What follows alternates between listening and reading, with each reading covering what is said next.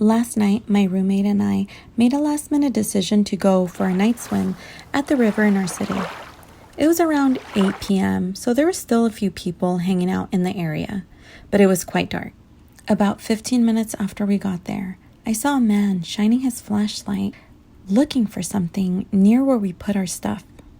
I said, "Hey, keep an eye on that guy," to my roommate semi-loud, and obviously he heard and scurried away. I began to feel anxious, but I waited a little bit to say something to my roommate. Eventually, I did, and we decided to leave. We packed our stuff up and began to walk up the staircase that led to the parking lot, using our flashlights to see the steps. When, out of the corner of my eye, I saw a dark shadow dodge into some bushes at the top. I stopped, and I grabbed my roommate's arm and said, nope, and started walking down the stairs. I told my roommate what I saw when I got to the bottom, and she said it was probably just a tree blowing in the wind. I started getting the strangest feeling in my stomach that I've never had before, ever. I just knew if we went up the stairs, something bad was going to happen. I stood at the bottom and began to shine my light up at the top, trying to see if I could see anyone. And sure enough, I saw the outline of a man for a split second. As soon as the light hit him, he ducked behind some bushes again. Obviously, I went into full panic mode and started looking for other people that were there, hoping someone could walk us to our car. Luckily, we found a couple not far from the steps, and they walked us to our car.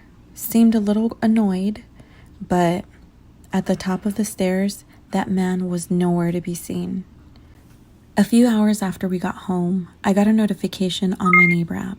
It's that Ring doorbell app, but this one sends crime alerts for you in your area that someone was stabbed only a few streets away from where we were. I'm 100% certain this guy's intentions were bad. I don't know if he was planning on kidnapping us or robbing us, but I know something really bad would have happened if we wouldn't have been paying attention and we continued walking up those stairs. I'm not sure if the person that stabbed someone is the same person, but I know that notification just scared me even more. I still feel sick to my stomach because of all this.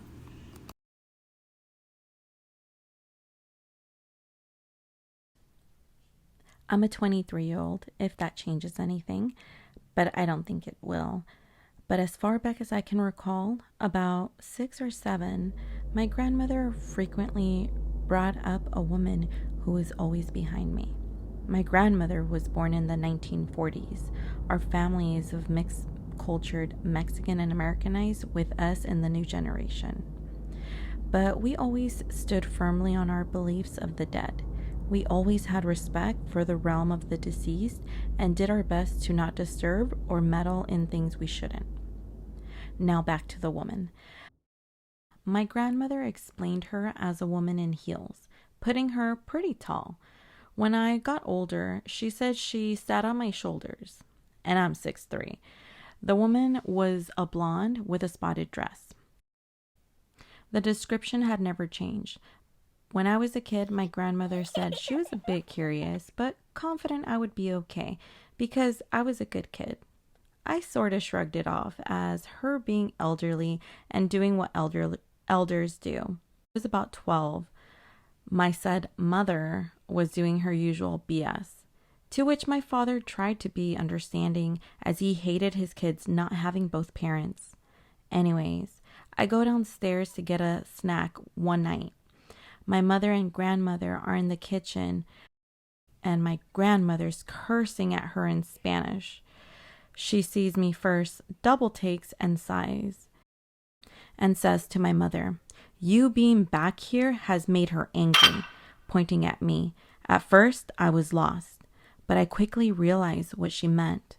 Some odd days go by, and my mother leaves. A falling out. And once we all knew for sure she was gone, my grandmother says, "Good, she's happy again." I didn't think much of it, but it made me a bit comforted. My mother was abusive, verbally and physically. So hearing that whoever was attached to me was happy made me happy too. Fast forward a bit. I'm now 17 years old. In one of those she's the one relationship. I get smart with my dad and think I can handle life on my own. I move in with said girl and her mother, and I quickly learn how rough life was. But I learned dark things about the person I thought I knew. Physical abuse, it ramped up and got dodgy quickly. It lasted about 8 months. One night, it got so bad she drew blood, and I was genuinely afraid because I did love her, and she had convinced me it was all my fault. Suddenly, my phone rings. It was my grandpa, and I answered, and he says, "Your grandma woke me up and said I needed to call you. Do you know why?" I started speaking in very broken Spanish, that I was okay, and I heard my grandmother in the background with her outside voice. "I'm going to get his dad. The woman told me he needed him." I was never able to wrap my head around that. But my dad did come and took me, and I filed a report. Even the girl's mother spoke up about it too. I didn't know what would have happened to me if that didn't go how it did. Now I'm 23. My grandmother passed away when I was 19. Before she passed on, she gave me a giant kiss on the cheek and said, "I know everyone else is okay, but Grandpa and I worry about you. But I know you'll be okay because she's always with you. God bless you. Be nice to her. She loves you. I love you. Good night." And that was the last thing my grandmother said to me before she moved on. 4 years later, I'm still searching for answers. Recently, I've been under a lot of stress and anxiety, causing me to get really terrible sleep.